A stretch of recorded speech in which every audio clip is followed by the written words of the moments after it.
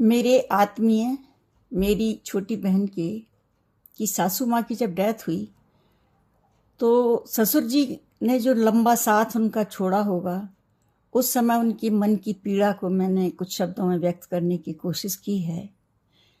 ससुर जी का नाम है आदरणीय श्री रवि प्रकाश निगम जी। उनके मन के भावों के उद्गारों को मैंने अपनी लेखनी से लिखने की कोशिश की है। सुनिए प्लीज। कविता का नाम है सिर्फ तुम। शोकमग्न भरी भीड़ में मैं तुम्हारी मांग भर रहा था। शोकमग्न भरी भीड़ में मैं तुम्हारी मांग भर रहा था। तुम जा रही थी अंतिम यात्रा के लिए। तुम जा रही थी अंतिम यात्रा के लिए। मेरा हाथ कांप रहा था। लगा पकड़ के कह दूं तुम्हें, मत जाओ अभी, मत जाओ अभी। मैं तृप्त नहीं हुआ तुमसे। कैसे रहूंगा तुम्हारे बिना, कैसे रहूंगा तुम्हारे बिना। तुम चुप थी। मेरा एक आंसू लुढ़क कर तुम्हारे गालों पर गिर गया था। 73 वर्ष से बंधा, उनकी शादी को 73 वर्ष हो चुके थे। 73 वर्ष से बंधा मजबूत बंधन अचानक खोल के चल दी तुम। अचानक खोल के चल दी तुम। भरी भीड़ में अकेला खड़ा हूं लुटा पिटासा।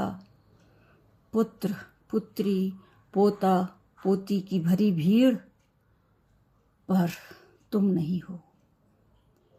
अब कुछ नहीं भाता है मुझे।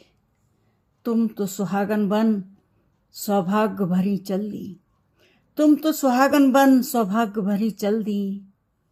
मैं एकाकी खड़ा अर्थहीन सा, मैं एकाकी खड़ा अर्थहीन सा पराजित। तुम्हारा दर्द देख लगता था ईश्वर मुक्ति दे तुम्हें। उनको काफ़ी परेशानियां हो रही थी, तो उस समय के विचार हैं। तुम्हारा दर्द देख लगता था ईश्वर मुक्ति दे तुम्हें, पर अब घबरा रहा है मेरा मन। वृद्धावस्था की शिथिल काया और तुम्हारा बिछोह। हे प्रभु क्या करूं मैं, हे प्रभु क्या करूं मैं। मन तो होता है कूद जाऊं तुम्हारी जलती चिता में, पर नहीं। मुझे कायर कहेंगे सब, मुझे कायर कहेंगे सब। तुम्हें भी शायद अच्छा ना लगे। जीवन तो मेरा भी अधिक शेष नहीं, पर कैसे कटेगा, पर कैसे कटेगा तुम्हारे बिना। कितना कठिन इस मन को कैसे बांधूंगा जो ढूंढेगा तुम्हें बार बार।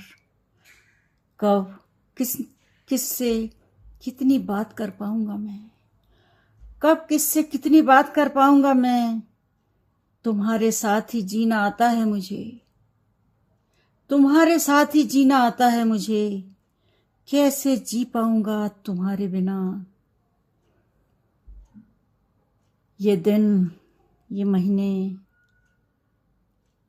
और कई वर्ष और न जाने कितने दिन। ईश्वर मुझे हिम्मत दे। और मेरी पत्नी को मेरी यही श्रद्धांजलि है। धन्यवाद।